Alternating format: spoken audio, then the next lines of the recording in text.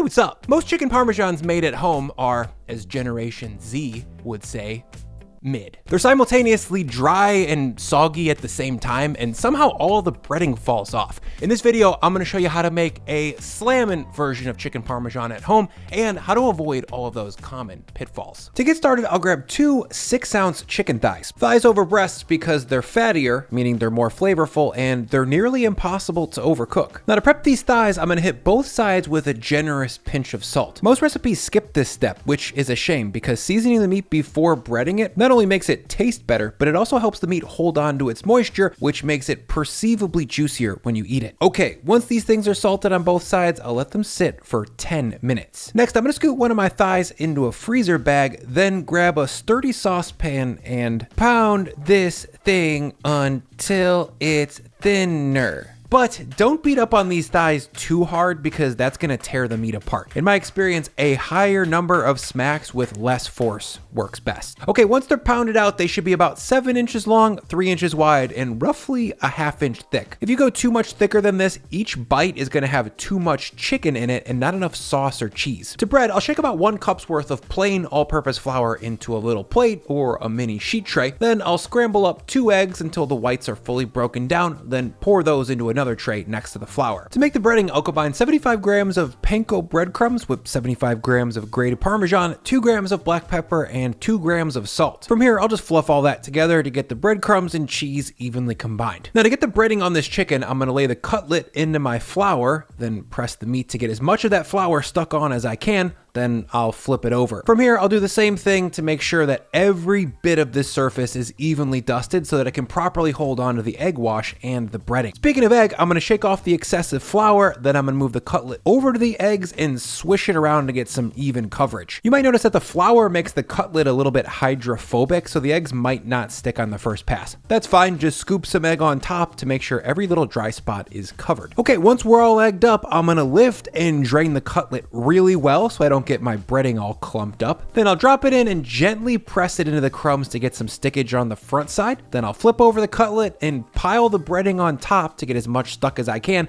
and I'll also press it down to pack it in. There we go. Now I'm gonna flip it again, pile on some more crumbs, then push it down one more time. When it's properly breaded, there should be almost no raw chicken showing, and every little nook and cranny should be encrusted. Now I'll just bread the other cutlet, then lay these out on a wire rack. From here, I'm gonna move the tray over to my fridge to hang out for 30 minutes. Resting the cutlets in the fridge once they're breaded allows the flour base to hydrate, and it unifies it with the chicken protein, so there's way less steam and the breading fully sticks after cooking. Now while that hangs out, let's make the super intense marinara sauce that goes on top of the cutlet. For that, I'll start with a 3 to 4 quart saucier and drop it over medium heat. Once that's hot, I'll add in a long squeezer of olive oil, about 3 seconds worth. Then I'll add in 30 grams of minced garlic and 25 grams of chopped Calabrian chilies. These days, most grocery stores are going to have some form of Calabrian chilies in the olive or pepperoncini area, but if you can't find them, I would say sub in 2 to 3 grams of dried chili flake. Once things are stirred together and sizzling, I'm gonna sweat over medium heat for about 3 to 4 minutes until the garlic is starting to soften. Next, I'll drop in a 75-gram dollop of tomato paste, then stir that in to fry it off with the garlic. Yes, this is an excessive amount of paste for the amount of sauce that we're making, but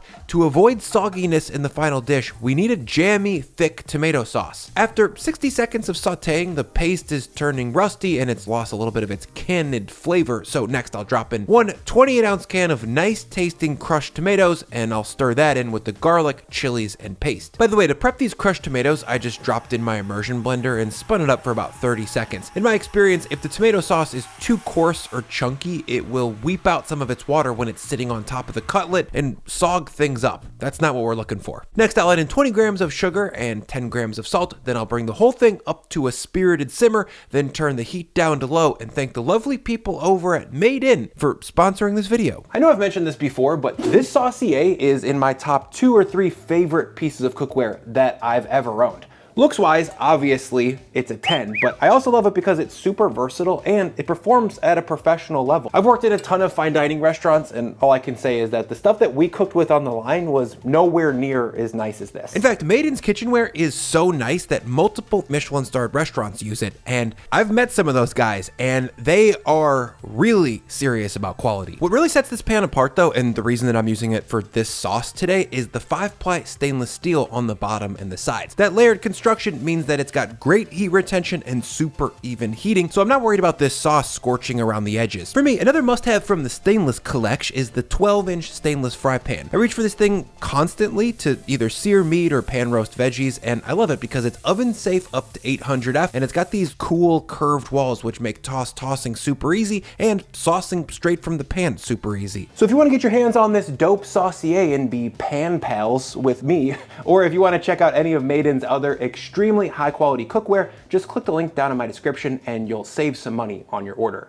After a 15-minute simmer over low heat, this sauce is quite thick. You can see when I pass my spatula through it, it leaves a pretty sturdy trail. Again, this sauce is going to be sitting on top of fried chicken, so it can't be wet or thin. It should be closer to tomato spread than tomato sauce. Now to finish, I'll add in 10 grams of chopped fresh basil. Let me show you the proper way to cut that. First, I'll stack up all of my basil leaves into a tidy little pile. Then I'll roll it up like a tidy little self-roll American Spirit, if you did that in college. Then once I got it rolled up, I'll grab my Lagerstrom, I just said my own last name wrong, Lagerstrom 8-inch chef's knife and assertively slice this basil into strips. This is called a chiffonade technically, and it works for basil because it minimizes the damage to the delicate leaves. Once I got this chiffonaded, I'll actually turn it 90 degrees and then kind of chiffonade it again. But I'm only cutting the leaf once in each direction, or 2 cuts in total. I'm not rough chopping it. Again, the more you beat this up, the more it's gonna taste like swampy cut grass and not beautiful sweet basil. Now I'll stir this basil in off heat and call this sauce good. Flavor-wise, it's sweet, it's got a warm, fruity heat from the Calabrians, and it's perfumed with basil. By the way, this is enough sauce for 6 chicken parms, so I would freeze the rest if you're only making 2, or bread some extra cutlets. Speaking of cutlets, I'll grab those out of the fridge. After about 30 minutes, you can see the breading is effectively glued to the meat, and it's not going anywhere. To fry these things, I'm gonna move over to the stove and into a large saute pan, add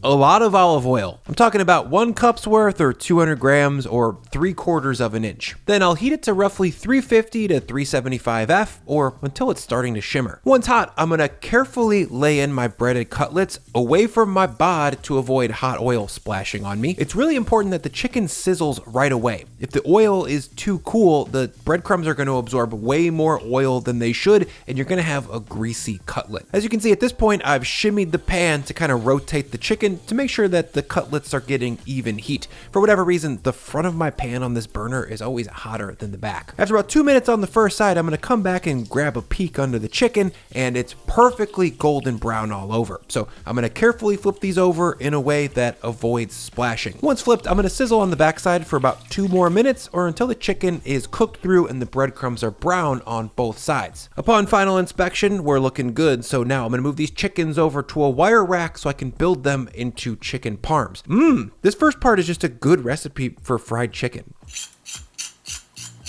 Now to build this chicken into its final form, I'm gonna drop a large scoop of my concentrated tomato sauce on top and then spread that out. In total, maybe about a 1/4 cup's worth. Next, I'll drop 1 slice of provolone cheese on top of each. This brings some pungent sharpness that plain aged mozzarella just doesn't have. Up next, I'll add on 3 little slices of fresh mozzarella cheese. This stuff is milky, sweet, mild, and melts beautifully. Finally, I'll drop a very generous handful of grated Parmesan on top of both cheeses. This is gonna bring some salty, aged cheese flavor, but also it browns the easiest out of all 3, so it's gonna ensure that we get some really nice dark leoparding on top. Okay, once we're all covered with sauce and cheese, I'm gonna move these chicken parms over to my oven where I've got my broiler ripping on high heat. But Bri, I don't have a broiler. That's totally fine. Just heat your oven to its highest setting and bake these until the cheese is reasonably browned and melty. Now from here, I'm gonna give this about 3 to 4 minutes of very close attention to make sure that the cheeses are melting evenly